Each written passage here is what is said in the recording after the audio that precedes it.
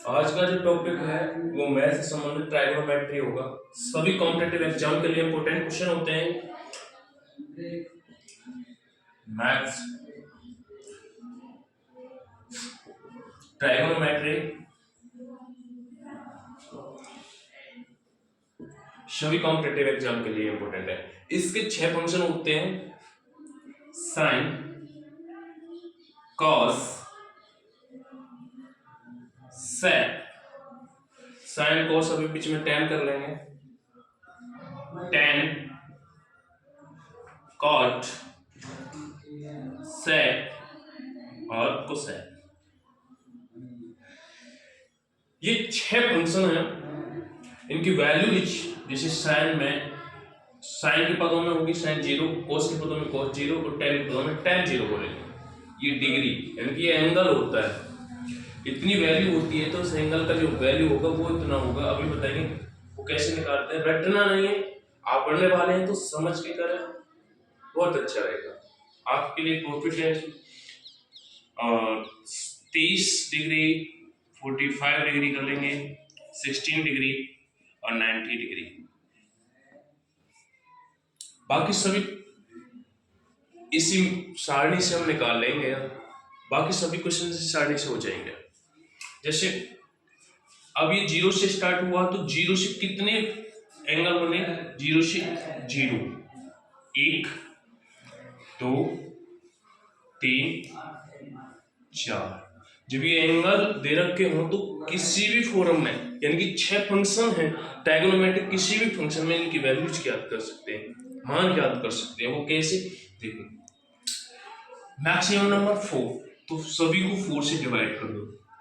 Maximum number 4 से divide कर दो और रिजल्ट ऊपर लेते हैं, यहाँ आ जाएगा इनका रिजल्ट। देखो कैसे, पहले हमें रटना नहीं है, समझना है कैसे करेंगे। देखो साइन 0, 30, 45, 60 और 90 यानी कि 90 डिग्री, इतने की वैल्यू कैसे निकालेंगे? यही तरीका। मैक्सिमम नंबर 4 आया और सभी को 4 से डिवाइड कर दिया और सभी क्या ले लेंगे? रूट ले लेंगे सभी पे। रूट लेने पर जो वैल्यूज आती है वो साइन के पदों में ये एंगल लग जाते हैं। जैसे कि इसका 0 होगा रिजल्ट, इसका ऐसे बात करेंगे तो साइन 0 का इसका रिजल्ट आया 0 निकल के। अब इसकी बात करेंगे 1/4 है, रूट से जब बाहर निकालेंगे तो 1 का स्क्वायर 1 और 4 2 का स्क्वायर होता है 4। 1/2 होगा यानी कि साइन के पदों में 30 डिग्री एंगल का मान 1/2 हो जाएगा। इसका मतलब ये है, ये टेबल इसलिए बनाई है कि साइन 0, इसका मतलब है साइन 0 का मान कितना होता है 0 और साइन 30 का मान आएगा 1/2। अब जैसे 2/4 आया, कि 2/4 है, ये कट जाएगा, 2 2 जा 4। अब क्या बचा? ऊपर 1, 2 1 जा, ऊपर बचे 1 यानी कि 1 का स्क्वायर 1 होता है। 2 किसी का परफेक्ट स्क्वायर नहीं होता। जब परफेक्ट स्क्वायर नहीं हो वैल्यू तो उसे सेम एज ही लिख देते हैं, रूट में √2 लिख देंगे, यानी कि 1/√2। इसकी वैल्यू कहेंगे साइन 45 की जो वैल्यू है वो 1/√2 होगी। अब साइन 60 डिग्री का निकालेंगे क्योंकि √3/4, क्योंकि 4 ये 2 का परफेक्ट स्क्वायर यानी कि 2 का परफेक्ट स्क्वायर बनता है, यानी कि 2 2 जा 4, तो ये नीचे तो आएगा 2, लेकिन 3 किसी का परफेक्ट स्क्वायर नहीं है तो 3 को रूट के अंदर ले लेंगे, √3/2 और बचे 4 1 जा 4 एक बार, यानी कि ये 1 का स्क्वायर होता है। तो अब इन वैल्यूज को यहाँ लिख देंगे, यानी कि साइन में 0 के पदों में लिखेंगे तो साइन 0 की वैल्यू यानी 0 का मान 0, साइन 30 का मान 1/2 और 45 का 1/√2 और इसका √3/2 और इसका 1, यानी कि साइन 90 का मान होगा 1। हमको ऐसे करना है सुविधा के लिए। ये साइन की वैल्यूज है, यहाँ तक ये ट्राइगोनोमेट्रिक फंक्शन। अब 0 की वैल्यू है, इसे ऐसे बना सकते हैं टेबल को, टेबल है। ये ट्रिकी मेथड है, ये ट्रिक है, अगर आपको रटना नहीं है तो ये ट्रिक काम आएगी। इससे हम सारी वैल्यू निकालते हैं, तब इन्हें उल्टा करके लिखते हैं। साइन की, ये साइन की वैल्यू है, यहाँ टेन कॉस की वैल्यू लिखेंगे, यहाँ टेन की लिख देंगे, यहाँ कॉट की, यहाँ सेक और नीचे कोसाइन की। अब देखो कैसे साइन की वैल्यू समय और जीरो की ऐसे एक एक करके यहाँ पे भी इसको नीचे कर सकते हैं, करना चाहे तो ऐसे ऐसे सुविधा के लिए। अब कॉस के पदों में, साइन के पदों में सभी एंगल्स की जो वैल्यू है वो ये होती है, आप याद रख सकते हैं। यानी कि उसने कहा कि साइन 60 डिग्री एंगल का जो वैल्यू है, साइन 60 का मान कितना होता है, वो कहेंगे वो 3/2 इज द आंसर, बस यही होगा। अब जैसे कॉस के पदों में करते हैं, कॉस के पदों में इन्हें उल्टा लिखना स्टार्ट कर देंगे। यहाँ 1 है तो इधर आ जाएगा, या √3/2 है तो ये इधर आ जाएगा, ये 1/√2 है बीच में है तो ये सेम एज 1/√2।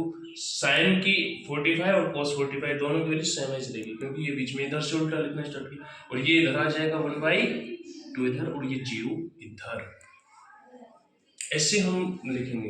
अब आगे tan की वैल्यू करनी है तो कुछ फॉर्मूले हैं उन्हें भी बताएंगे, कुछ ट्रायगोनोमेट्रिक फंक्शन और भी हैं, उन्हें आप फॉर्मूले के अकॉर्डिंग हम नीचे लिख देते हैं। जैसे कि इसे ये ट्रिक था, आप स्क्रीनशॉट ले सकते हैं या आप इसको दोबारा वीडियो पीछे करके देख सकते हैं। यहाँ पे लिख देते हैं कुछ फॉर्मूले जो होते हैं इन 6 फंक्शनों को, और ट्रायगोनोमेट्रिक फंक्शन और फॉर्मूलेज हम लिख सकते हैं कि जैसे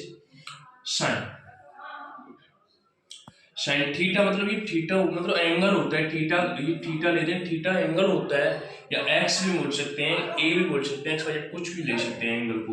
साइन थीटा की जो वैल्यू होती है 1/में कोसेक थीटा,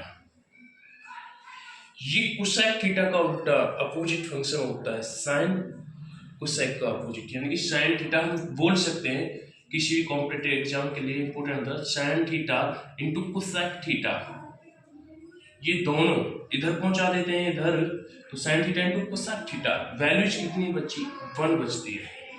कहीं पूछा जाए कभी ये एंगल अगर दोनों समान है तो साइन थीटा और कोसेक थीटा एक साथ लेके आए तो values, find the value of sine theta and cosec theta equal to 1, हमेशा कुछ भी हो। जैसे एग्जांपल के लिए लेते हैं साइन 60 और कोसेक 60 का मान क्या होगा, तो दोनों समान है 60 या 60, तो ये दोनों कट जाएंगे, इनकी वैल्यू 1 आएगी, कहेंगे आप बिना देखे 1 कर।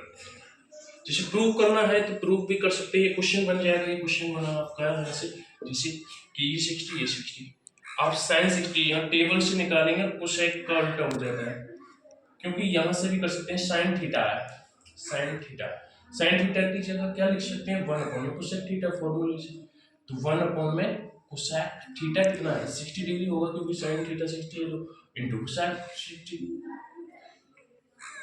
इसमें अभी इस टेबल का भी यूज नहीं हुआ और ये आप इसमें कट जाते हैं, बच्चा क्या 1, तो आंसर आएगा 1, ये प्रूव हो गया, इसका भी यूज नहीं हुआ। तो ऐसे ही सिर्फ आपको ये फंडा समझना है क्या है, ठीक है, रटना नहीं है चीजों को। ऐसे अपोजिट फंक्शन और निकाल देते हैं, जैसे साइन का अपोजिट कोसेक होता है तो कोस का अपोजिट क्या है, कोस थीटा है, कोस का अपोजिट, इसमें कोस का अपोजिट सेक होता है 1/sec थीटा, थीटा है।